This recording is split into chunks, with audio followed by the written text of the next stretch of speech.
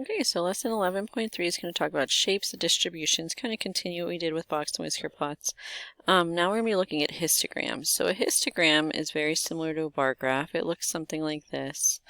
It uses bars to show frequency, but that's exactly what this is showing. So along the y-axis, they measure the frequency of something, which is how often it occurs.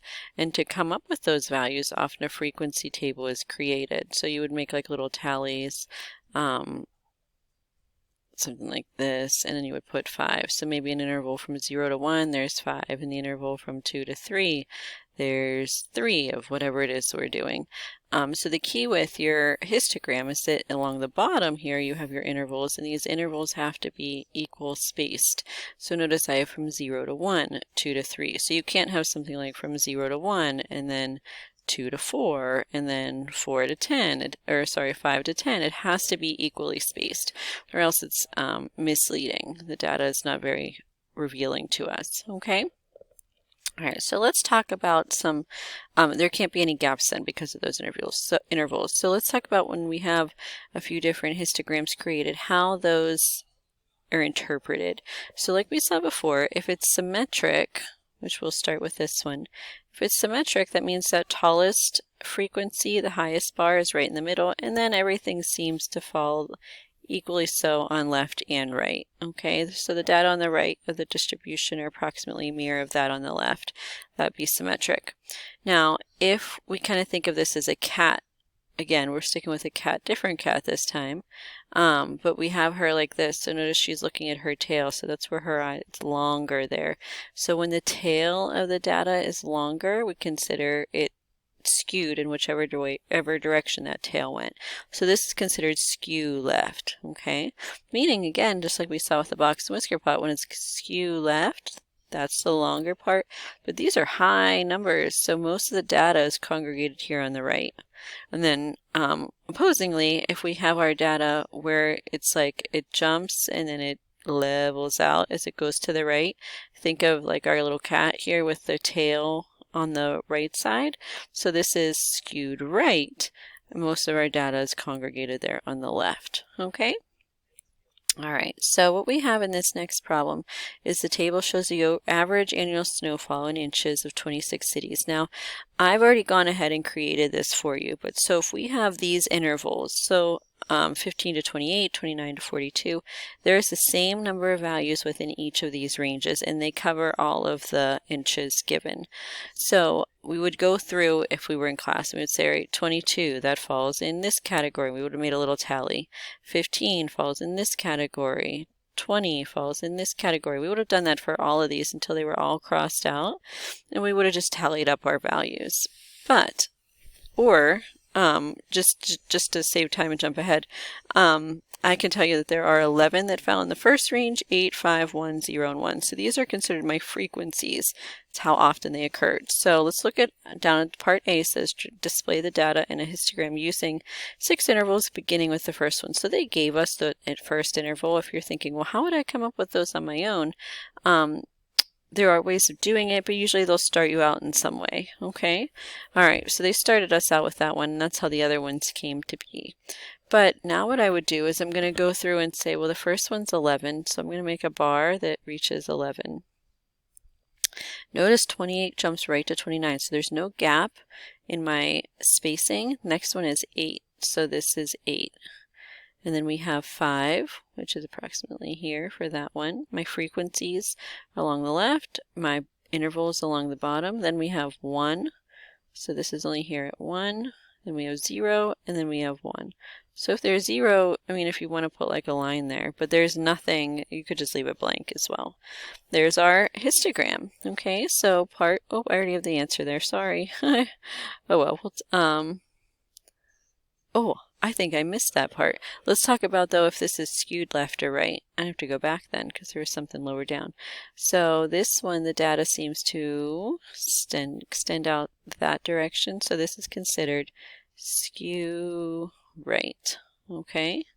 Now, let's go back a page. Sorry about that.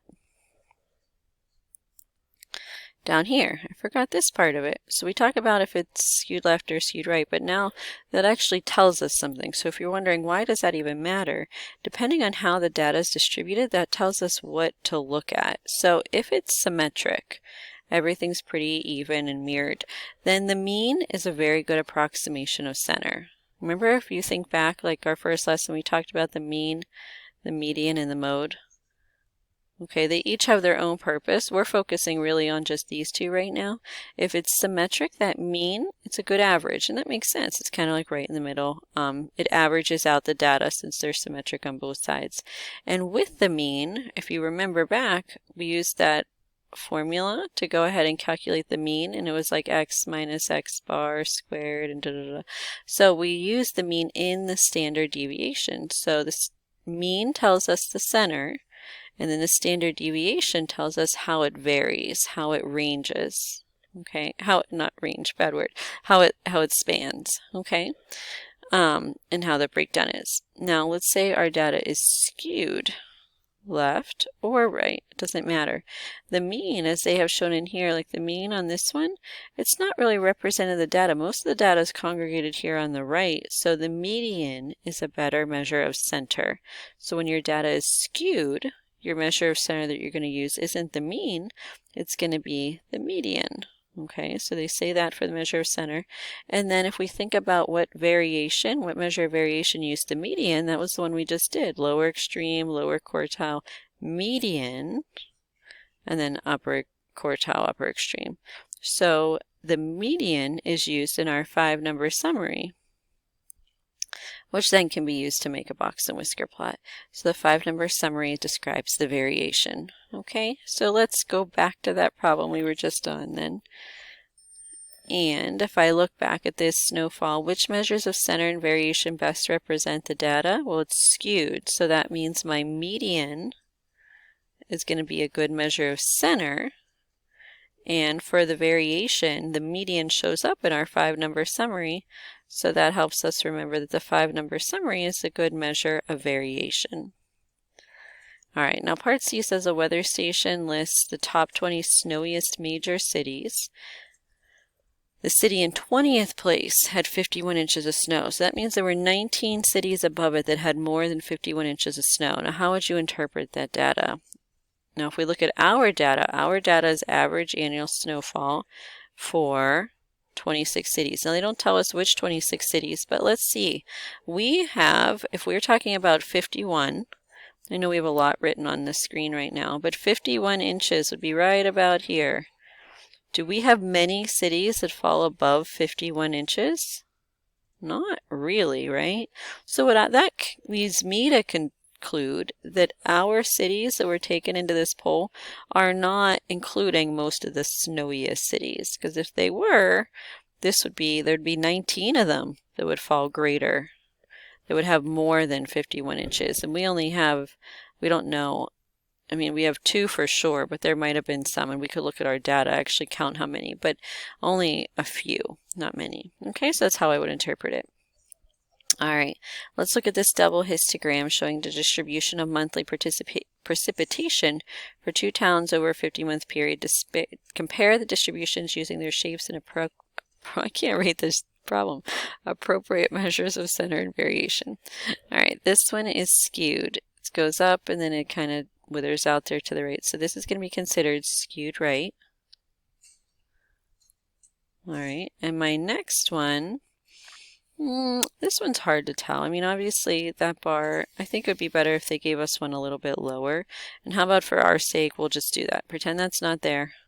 Pretend it's more like this. So it's going to be more symmetric, just because I want to emphasize that. Okay, so more symmetric. We're going to say that's symmetric. I obviously went in and altered the data, which is not allowed, but I just want to emphasize that for our purpose right now. So skewed again, if we're talking about measures of center and variation, skewed uses the median and the 5-number summary. Symmetric uses the mean and the standard deviation. All right, at this point, I'm going to do just one more little thing. If we were in class, we'd get further into this, but this is kind of the beginning parts of some stats things. So down at the bottom here, I just have a picture of a symmetric curve, and this actually is considered the normal curve. Okay. And I mentioned this earlier in the chapter, but this right here is my mean, and that makes sense. When we're talking about a symmetric curve, we know that we use the mean and our standard deviation. So what statisticians have found is that standard deviation, remember, it tells us how far away a given value is from the mean. If you would go one standard deviation lower than the mean and one higher, that's going to include 68% of the data. So 68% of the people you interview or whatever it is you're collecting fall within one standard deviation above and below the mean. Now, if you go 2 standard deviations above and below the mean, 1, 2, 1, 2. Look, this here ends up including 95% of the data. So that standard deviation is a pretty critical number because it helps us do some interpreting of things. I'm not going to give you any problems like that. That's what some of these ones here involved, but they're just a little tricky to relay, and I think this is like the core of what you need for this stuff. So see me if you have any questions, but great job, guys. Bye-bye.